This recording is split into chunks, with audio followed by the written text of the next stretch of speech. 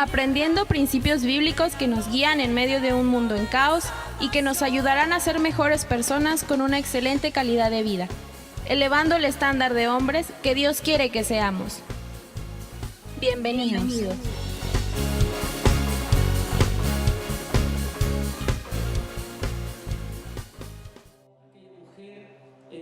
Entró con el doctor porque su esposo estaba enfermo, estaba muy grave el marido. Entonces la esposa entra con el médico a una plática privada y le pregunta la señora al doctor: oiga, doctor, ¿cómo ve usted a mi esposo?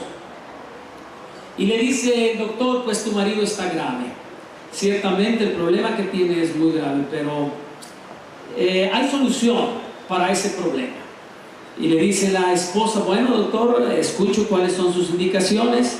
Y el doctor le dice: mire, usted tendrá que darle a su esposo 3 comiditas calientitas todos los días. Esa es la solución para que el esposo se componga. Le va a dar 3 comiditas calientitas cada día, va a tener relación íntima con su marido por lo menos cada tercer día. Y esa es la solución, porque si no, el tipo se muere. Y salió la esposa del consultorio con el doctor. El esposo la estaba esperando ahí en el auto y le pregunta al marido: ¿qué te dijo el doctor? Y la mujer le dice: que te vas a morir. Estemos dispuestos a ser comprensivos y estar cuidando de nuestra relación como esposos. Así que, marido, no deje que se muera su esposa, no deje que se muera su esposo. Vamos a cuidarnos, vamos a sustentarnos, vamos a apoyarnos siempre unos a otros. Esta iglesia es una iglesia que favorece las relaciones en matrimonio, en pareja, como esposos. Es una iglesia que está siempre cuidando que la relación matrimonial se fortalezca, que la relación entre padres e hijos se fortalezca, porque la familia es plan de Dios. La familia es un diseño divino y como tal tenemos que estar trabajando para que nuestra relación sea bendecida, ¿ok? Si tiene a su esposa, a su esposo ahí, dele un beso. A ver, nada más el Señor es el que sea el esposo, ¿ok? No vaya a voltear por el otro lado. Dele un beso. Alex, póngale un beso a tu mujer, hombre. A ver, dele un beso. No sean así tan fríos potosinos, Un besito a la esposa. Tómenle la cara. Si todavía le cabe en la mano, tomen la cara de su esposa y denle un beso, ¿sale? Muy bien. Isaías capítulo 61. Vamos a la palabra. Un libro escrito por un hombre que se llamó Isaías, un profeta, un siervo de Dios en el antiguo tiempo, que escribe un mensaje que quiero compartir para usted en esta mañana, en esta tarde, casi mediodía.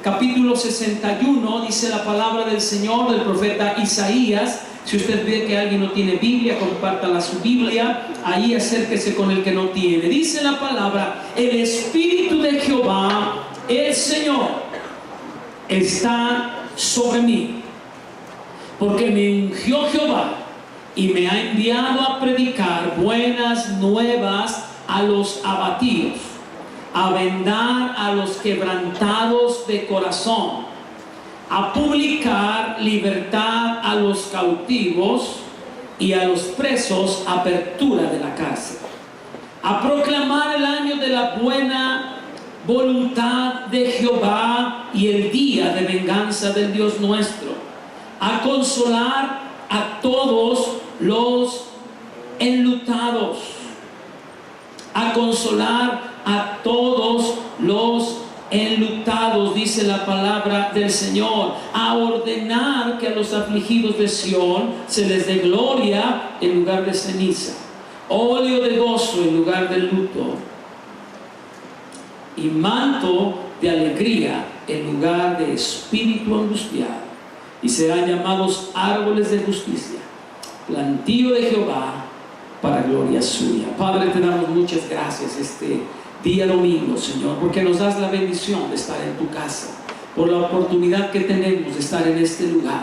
Yo te agradezco el privilegio que me das de predicar tu palabra, Señor, y de poder anunciar este mensaje a este pueblo que hoy está reunido en este lugar y que viene a oír tu voz, Señor. Yo pido que abras nuestros sentidos espirituales, abre nuestro oído, pero más que todo, Señor, abre nuestro corazón para que podamos ser receptibles a tu palabra, en el nombre glorioso de Jesús. Amén.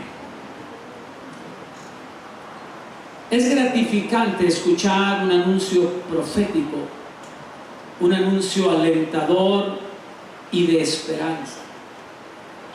Una buena noticia en medio de un mundo que vive en caos.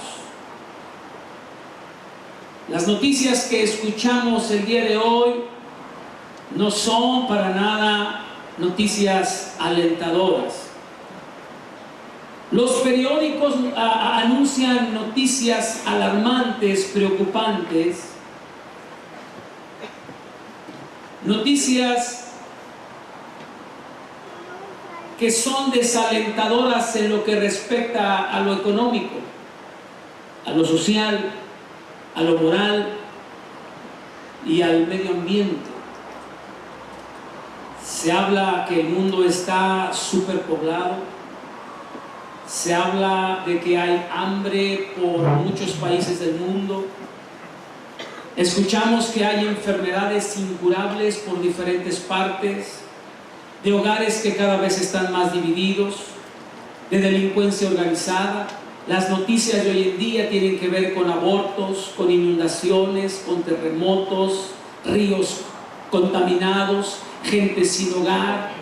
Se habla de guerras, se habla de terrorismo, de drogadicción, de racismo, homosexualidad y toda clase de perversión en este día.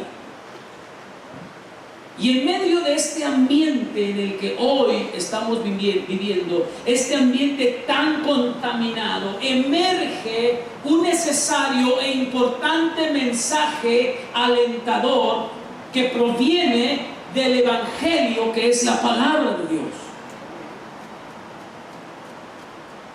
Aunque como país, como nación, esta semana celebramos nuestra independencia, celebramos que somos un país libre, una libertad social que tenemos, esa libertad que nos dieron los héroes de nuestra patria. La verdad es que mucha gente todavía en este tiempo sigue viviendo esclava.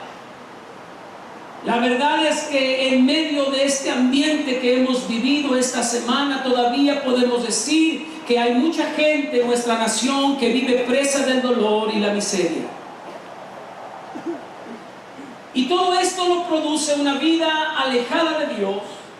Esta condición de vida en la que mucha gente todavía se encuentra, la produce una vida alejada de Dios, que no es otra cosa más que una vida que está en pecado y que recibe la retribución a su extravío. Y el mensaje de Dios para nosotros en este momento, a través de esta palabra que yo he leído y que espero tenga su Biblia ahí abierta, dice que el Espíritu de Dios, aquí está hablando en un mensaje, anuncio profético de Jesucristo, directamente hablando del ministerio que Jesús habría de desarrollar, pero también hablando de hombres y mujeres que habrían de depositar, depositar Dios en ellos de su espíritu para que pudieran publicar más adelante un mensaje de esperanza a la gente.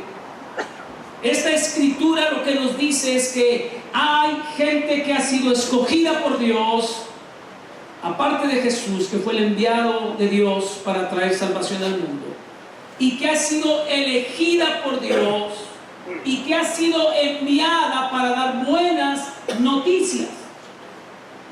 Las buenas nuevas significan buenas noticias. Usted viene a este lugar no para oír malas noticias. Las malas noticias las escucha en la radio todos los días. Las malas noticias las escucha en la televisión todos los días. Las ve en los periódicos. Pero usted viene a este lugar a escuchar un mensaje diferente a lo que usted está oyendo allá afuera. Este mensaje es un mensaje de esperanza. Este mensaje es un mensaje diferente a los mensajes que usted lee todos los días en los periódicos. Este mensaje es un mensaje diferente a lo que usted lee o escucha en el internet todos los días. Este mensaje es un mensaje de esperanza al corazón. Y lo que dice esta palabra que yo he leído en esta mañana es que este mensaje de parte de Dios, que puede ser dado a través de diferentes hombres, trae esperanza al corazón abatido. Este mensaje, el propósito que tiene es vendar a los que tienen un corazón quebrantado, es consolar a los que están de luto. Este mensaje tiene como propósito libertar a los cautivos. Diga conmigo: libertad a los cautivos. Este mensaje tiene el propósito de traer libertad a todos aquellos que han sido esclavos del pecado. Este mensaje tiene como propósito libertar a todas aquellas gentes que son presas de los vicios, que están metidos en una condición de vida alejada de Dios, que los ha llevado a vivir en soledad. Y el propósito de Dios a través de esta palabra es publicar libertad a los cautivos. Mucha gente hoy en día son presos de sus pecados, son esclavos de sus vicios, se encuentran con ataduras que los convierten en prisioneros de la condición de vida que llevan. Jesús habló en la palabra y Él dijo que el hombre que vive alejado de Dios en una vida de pecado es esclavo y preso de sus vicios carnales, los cuales no se puede liberar el hombre a sí mismo de esas cadenas que le produce la vida de pecado. Por eso es que Jesús habla en el Evangelio de Juan capítulo 8 versículo 36 y dice: solo si el Hijo os libertare, hablando del Hijo se refiere a Jesús, solo si el Hijo os libertare seréis verdaderamente libres. La verdadera libertad está en Cristo Jesús. ¿Y cómo se logra esto? 4 versículos antes del versículo que acabo de referir, de 8:36 del Evangelio de Juan, Jesús dice: y conoceréis la verdad, y la verdad os hará libre. ¿Sabes cuál es la verdad? La verdad se llama Jesucristo. En una ocasión los discípulos se acercaron con Jesús y le dijeron: Señor, enséñanos, muéstranos cuál es el camino para que nosotros podamos llegar a donde está el Padre. Y Jesús le refiere en el Evangelio de Juan capítulo 14: yo soy el camino, yo soy la verdad y yo soy la vida, y nadie viene al Padre si no es por mí. Jesús es la verdad. Y Jesús dijo, Él mismo dijo: conoceréis la verdad y la verdad os hará libres. Así que esta mañana yo vengo a este lugar para decirte: solamente en Cristo hay libertad. Solamente en Cristo hay salvación. Solamente Jesús puede hacerte libre de esa condición de vida en la que tú te encuentras. Por eso dice la palabra del Señor en este mensaje de Isaías capítulo 61, que el Espíritu de Dios vino y reposó sobre Jesús para que Él viniera a esta tierra, y entre otras cosas dice la palabra, Él vino a publicar libertad a los cautivos. Probablemente no estás preso en una cárcel, probablemente no estás en una prisión donde hoy en día mucha gente está privada de su libertad, pero hay cadenas que te tienen atado. Hay cadenas, hay prisiones. Estás esclavo de formas de vida, de conducta, de comportamiento que te hacen vivir preso porque no eres libre. Solamente Jesús es el único que puede traer libertad sobre tu vida. Y cuando se habla de publicar libertad a los cautivos, estas palabras evocan a algo que se conocía en el tiempo antiguo entre el pueblo de Israel como el año de jubileo. Quiero mencionar algunos aspectos importantes que tenían que ver con esta práctica. Primero, el pueblo de Israel celebraba lo que se conocía como el día de reposo. El día de reposo tenía que ver con descansar de la obra de sus manos, de todo trabajo material, físico que el pueblo realizaba. Y cada semana los israelitas reposaban el día sábado. Era el día que ellos descansaban de toda obra. La ley así lo establecía. Pero también había otra práctica que tenían los israelitas, que era el año sabático. El año sabático era el 7º año, después de haber trabajado durante 6 años los israelitas. El año sabático, el año 7, ellos debían de permitir que la tierra permaneciera en barbecho, liberar a los esclavos y ponerlos en libertad. Era un año de descanso para la tierra, para los animales de trabajo y para los humanos también. Entonces tenía el pueblo de Israel lo que era el sábado, el día de reposo, tenía el año sabático, que era el 7º año, y todo el año se tenía que descansar. Pero después de 7 años sabáticos, en el año 49, el pueblo de Israel también debería dejar descansar la tierra, y venía en el año 50 lo que se conocía como el año del jubileo. En ese año, cada 50 años, es decir, después de cada 7 años sabáticos, esa práctica del año del jubileo tenía que ver con redimir cualquier tierra que había sido vendida. Cualquier israelita que había sido forzado a servidumbre debía de ser liberado. Básicamente, este año del jubileo consistía en la prohibición de sembrar y cosechar. Solamente se comería lo que la tierra produjera espontáneamente, pero no se permitía sembrar ni cosechar. Ahora, esto era un acto de fe. Los israelitas, cuando celebraban este año del jubileo, estaban entrando en un acto de fe, porque ellos no iban a sembrar la tierra y estarían directamente dependiendo de lo que Dios les diera. Ahora, no solamente era un año en el que no iba a haber cosecha, eran mínimo 3 años, porque en el año 49 los israelitas no sembrarían, porque estaban en ese año sabático. En el año 50 era el año del jubileo y tampoco iban a sembrar. Sembrarían hasta el año 51, ya llevamos 3 años, y ellos estarían cosechando hasta el año 52.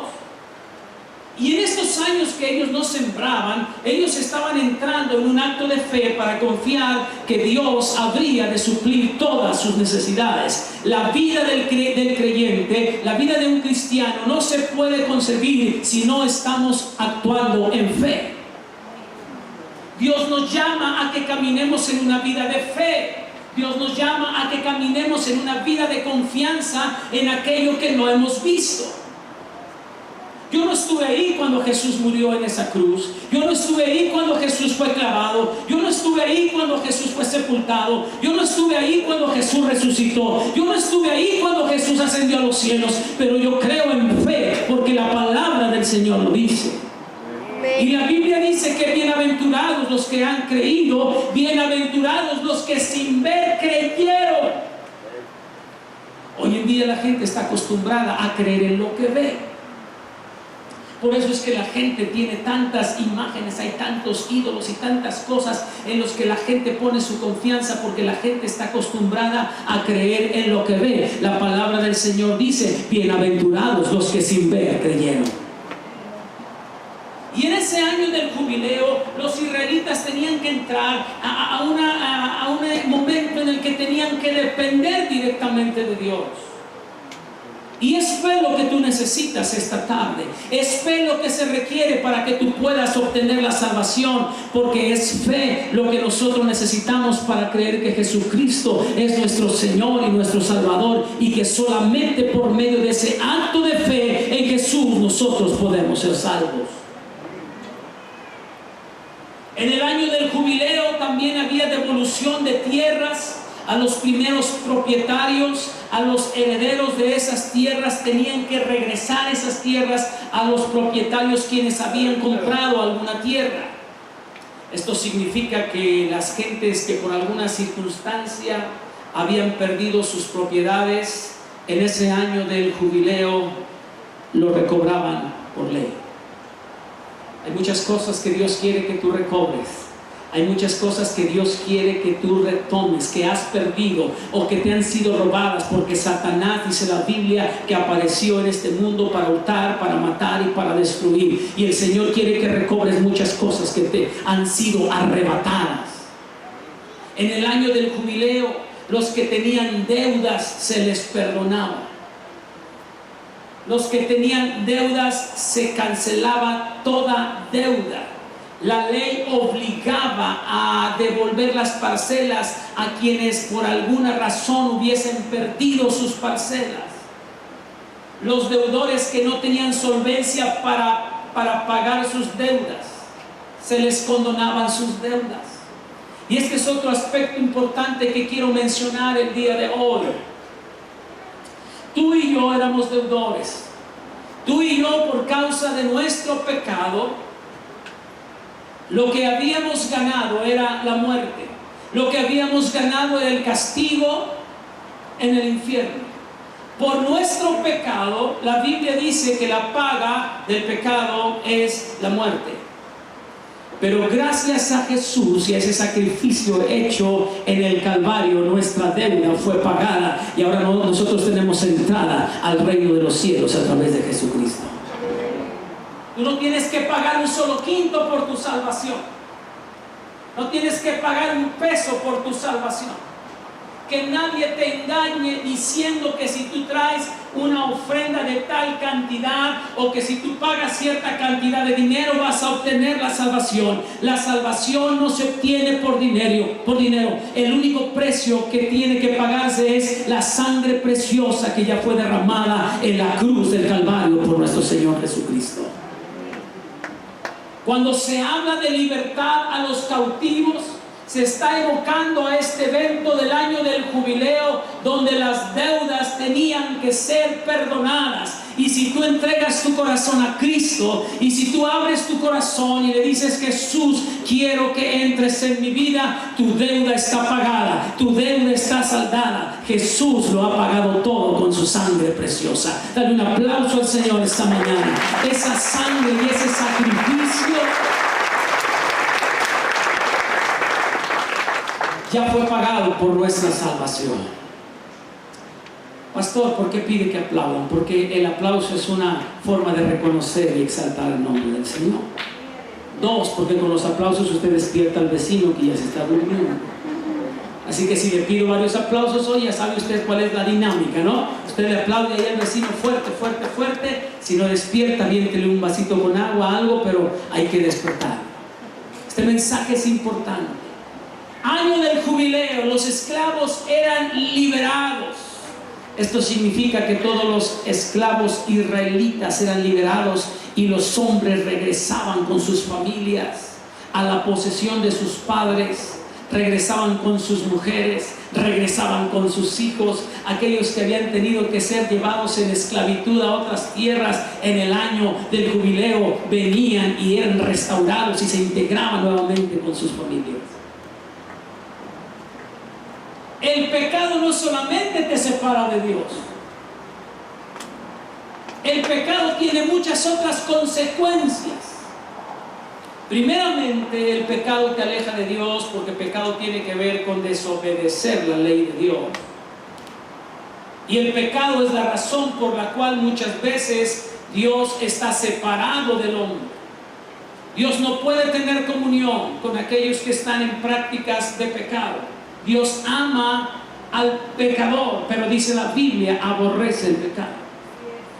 Fue el pecado, fue la desobediencia lo que hizo que Adán y Eva dejaran de tener esa comunión cercana que tenían con Dios. La Biblia dice que en el huerto del Edén, el Espíritu de Dios, la presencia del Señor se movía en ese lugar de una manera especial.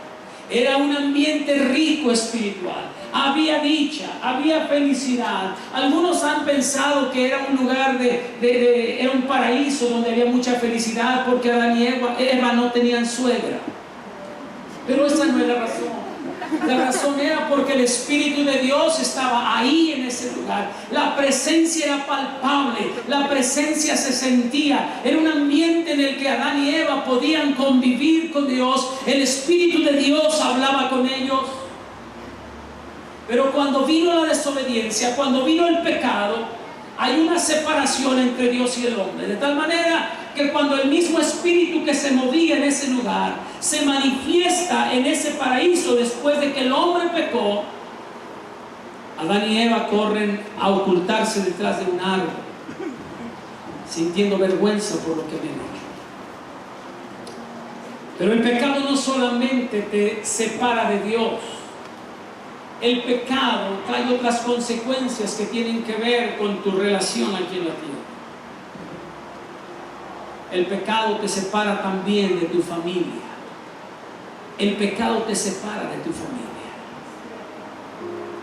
Hay gente que por estar metida en prácticas de pecado se han separado de su familia. Han perdido a su familia.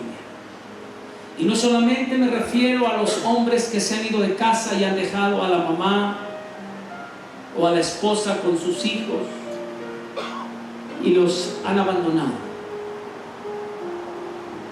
Porque hay hombres que pueden vivir en casa con su esposa y sus hijos, pero están separados desde hace mucho tiempo.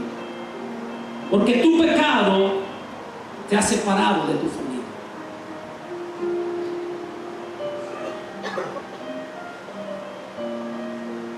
Porque tu pecado, tu adulterio, tu fornicación te ha alejado de tu familia, de los tuyos. Porque quiero decirte que Dios da libertad a los cautivos y es la palabra que esta tarde yo quiero compartir contigo, pero también quiero decirte que la palabra de Dios te confronta con tu pecado. Nos confronta con nuestro pecado. Predicaba yo el miércoles acerca del pasaje donde Jesús se encuentra con la mujer samaritana. Y cuando esta mujer habla con Jesús, Jesús la confronta y le dice: mujer, ve y háblale a tu marido. Y la mujer le dice: no tengo marido. Pero hasta ahí se queda: no tengo marido. Ella piensa que Jesús no sabe, ella piensa que Jesús no se va a dar cuenta. Y nada más le dice: no tengo marido, y se acabó. Hasta ahí llegamos. Porque así somos los seres humanos, tratamos de ocultar la parte que no nos conviene. Y Jesús le dice: bien has dicho, porque 5 maridos has tenido. No, esta mujer era tremenda. 5 maridos has tenido, y el que ahora tienes, le dice, no es tu marido. Qué palabra tan dura. Dios confronta nuestra vida con nuestro pecado y con nuestra realidad. Le dice a esta mujer: el que tienes ahora no es tu marido. Pregunta esta mañana: cerciórate de que con la persona con la que estás viviendo sea tu marido, mujer. Porque si tú vives con un hombre que no es tu marido, ante los ojos de Dios estás en pecado. Si tú estás con una mujer que no es tu esposa, varón, ante los ojos de Dios, eso es pecado, es desobediencia. Había hombres que en el tiempo de los tiempos pasados en Israel habían perdido a sus familias porque habían sido llevados esclavos. Hoy en día el pecado aleja a las personas también de sus familias. Hay hombres que han perdido a sus familias por causa de su pecado. Hay mujeres que han perdido a sus familias por causa de su pecado. Esta tarde es una tarde en la que el mensaje es un mensaje de libertad. Y esta tarde el mensaje dice: regresa a casa con tu familia, regresa con los tuyos, deja tu pecado, arrepiéntete. Dios te quiere traer libertad y tú vas a recuperar lo que había sido perdido. Para el pueblo de Israel, el año del jubileo tenía que ver con un año, literalmente, específicamente tenía que ver con un año, pero gracias a Dios en este tiempo nosotros no dependemos de un año. La gracia del Señor está abierta todos los días para que nosotros volvamos nuevamente al camino y podamos retomar lo que se nos había quitado, lo que se nos había robado o lo que habíamos perdido. En ese año del jubileo, los hombres regresaban con sus familias. Dios estableció que este año del jubileo, ya en este año no se oprimieran a los hermanos de raza. El año del jubileo daba a cualquier israelita la oportunidad de reconstruir su vida económica y socialmente. Repito, el año del jubileo permitía que una persona tuviera la oportunidad de reconstruir su vida. ¿Sabes qué?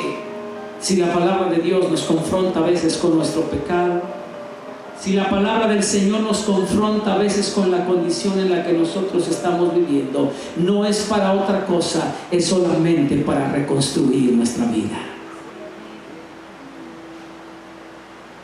Los seres humanos somos especialistas en destruir. Los seres humanos somos especialistas en destruir.